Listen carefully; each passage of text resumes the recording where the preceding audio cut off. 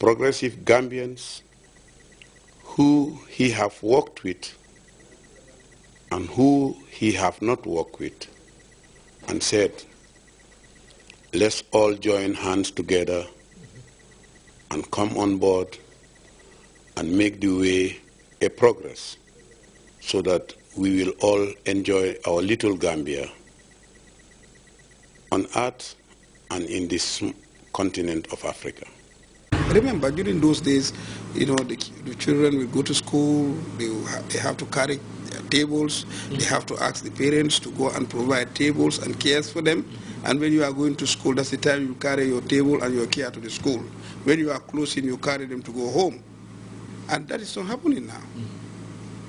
And there are, if you check on education, you check on the schools that were in this country, then there are most primary schools, yes, but less, you know, junior, secondary, or high schools. So you can see the difference. And there are a lot of things, you know, you'll see somebody, you know, like, I'm the mayor of KMC, I'm preparing my son to come and take over. If not taking over, but I'm planning an office for him. So all those things happened during the Second Republic. When you mentioned to agriculture, that was the worst side, because our people were reduced just to producers, but not to benefit from what they were producing by then. Because imagine, you know, at that time, we used to have only this milling factory, that is the GPMB, but they used to exploit our people. Gambia Produce Marketing Board. You know, they used to exploit our people. By then, people will farm for their whole life, but at the end, they will not be able to benefit to educate their people or to take care of their medical bills or, you know, to have a better living. You know, so it wasn't easy for them. So when you mention for other privileges or other things, I will not say they are privileges, but other necessities, because these are necessities of life.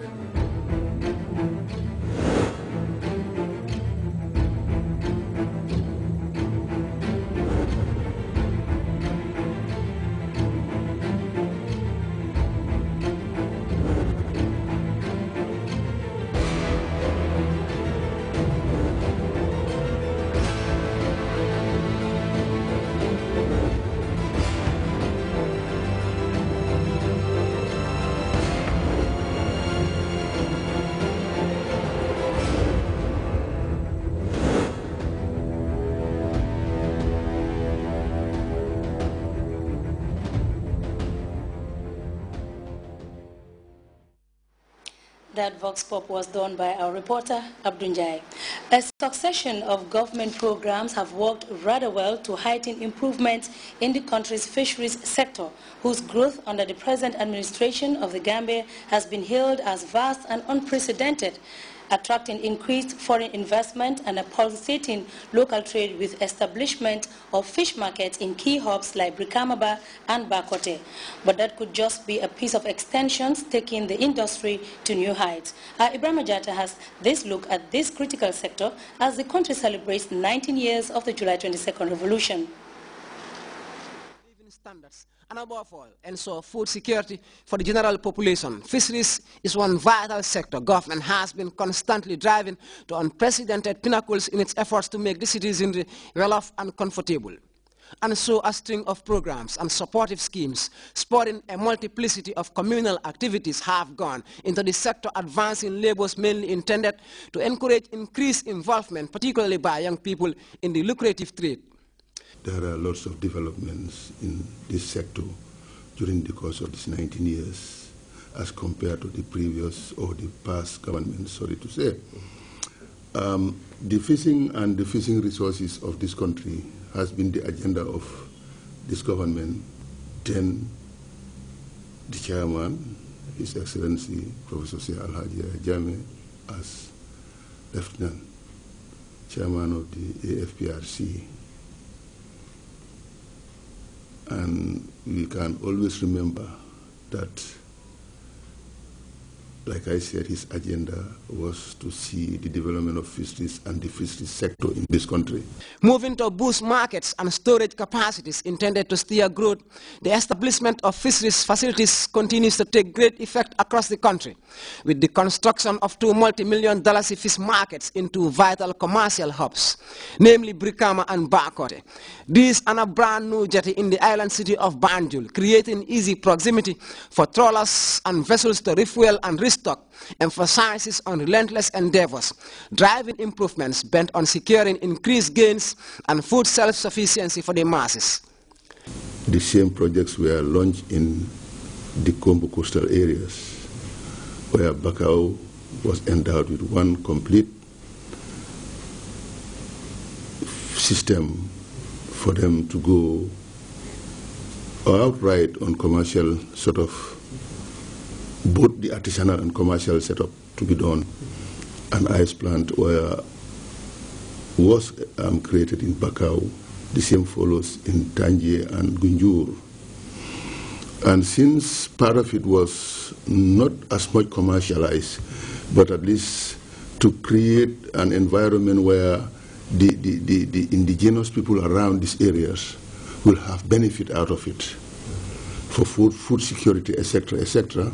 A massive catch of the Atlantic seaboard, flowing rivers and interconnecting wetlands make the Gambia one of the richest and most diverse fishing regions in Africa, with immense mangrove forests greatly conducive for fish breeding. An overwhelming endowment, and government has forever been questioned to attract increased local participation in the burgeoning trade as foreign vessels continue their infringement into national waters, making the most of vast fish resources waiting to be exploited.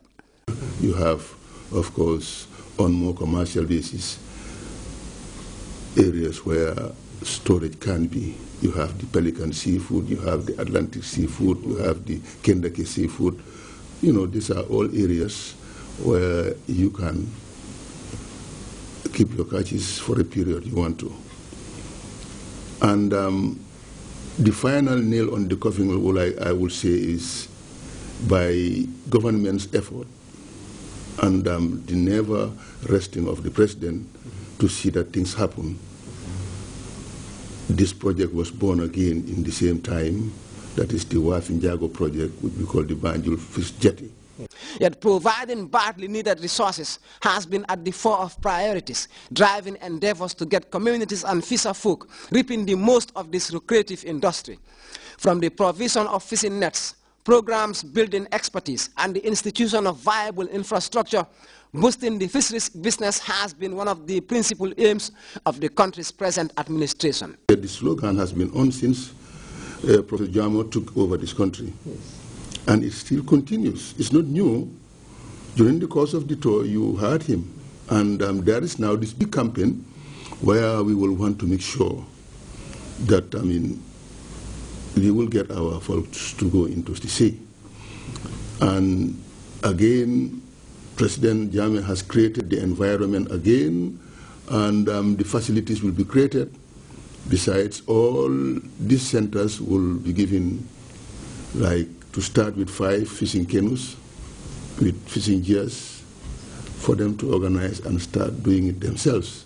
Preserving fish resources is a key part of ongoing efforts, and aquaculture has certainly been crossing new paths ever since President Jammeh paved the way, bringing cutting-edge initiatives which have been successfully replicated across the country. Several technical projects and a booming import sector could make the branch the most viable in the fisheries trade. You will still see the intervention of President Jammeh into this field again, because it's leading by example. You see, you've been to Kanilai, you saw him started the aquaculture there, and he has already expanded it. That's where it started. And thank God, with our relation with the Taiwanese, they've done a lot to develop this sector. We've got the hatcheries and all the sets in Sapo now. And I'm telling you now, there are youths provided by the Ministry of Youth and Sport who are being trained into this field. Beneficial, healthy and financially rewarding, the fisheries industry presents enormous opportunities and prospects to bolster lives and incomes. Yet constant reliance on non-Gambians for both expertise and service could be draining efforts as more